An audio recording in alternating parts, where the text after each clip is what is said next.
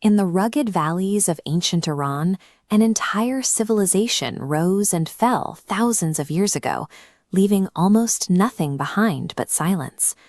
What they did leave behind took the form of silver cups and stone slabs, all carved with a strange, highly organized script. Known today as Linear Elamite, these markings are composed of sharp, abstract geometric shapes, a sequence of jagged diamonds, stacked triangles, and harsh, lightning-like strokes. When the Elamite society collapsed, their spoken language died with them. Because the sounds of their words vanished from the earth, these written records became an isolated archive, completely unreadable to anyone trying to decipher them. To translate a dead language, linguists traditionally rely on a primary witness. They need a bilingual translation guide that bridges the gap between the unknown script and a language we already understand. This stone slab is the Rosetta Stone. You can see the clear division between the three distinct bands of text, which allowed scholars to use the known ancient Greek section at the bottom to decode the Egyptian hieroglyphs above it. Linear Elamite lacked any such translation guide. For centuries, archaeologists found no bilingual texts connecting these geometric shapes to any known historical language. Without a comparative baseline, researchers were staring at meaningless art. Solving the mystery required abandoning standard translation methods and treating the script like an encrypted code. The impasse lasted for 4 millennia, until a French researcher named François Desset announced a major breakthrough in decoding the script. Desset knew that if you want to break a cipher without a key, you have to find a reliable anchor point hidden inside the text itself. In ancient writing, the most predictable patterns are the proper names of prominent gods or royalty, which are often repeated verbatim across multiple artifacts. This strategy has a proven track record.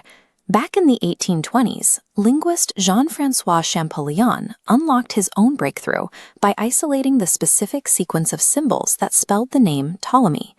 Desset applied that exact logic to the Iranian artifacts. He hypothesized that if a specific sequence of symbols appeared consistently where a king's name was expected, those shapes would finally have a phonetic value he could test against the rest of the script. He spent years scanning the inscriptions on ancient silver vessels, hunting for consistent geometric groupings. Eventually, he spotted a sequence that perfectly aligned with the name of an ancient Iranian ruler, King Shilhaha. Assigning Shilhaha syllables to those geometric shapes created a phonetic baseline. Scanning the text for identical symbols, researchers plugged these sounds into unfamiliar words. By cross-referencing sounds across inscriptions and testing against regional linguistic patterns, Bing reconstructed the phonetic system, symbol by symbol. Isolating a single king's name was the catalyst that transformed 4,000 years of meaningless geometric art back into a functional, readable language. The translated tablets immediately settled a long-standing academic debate.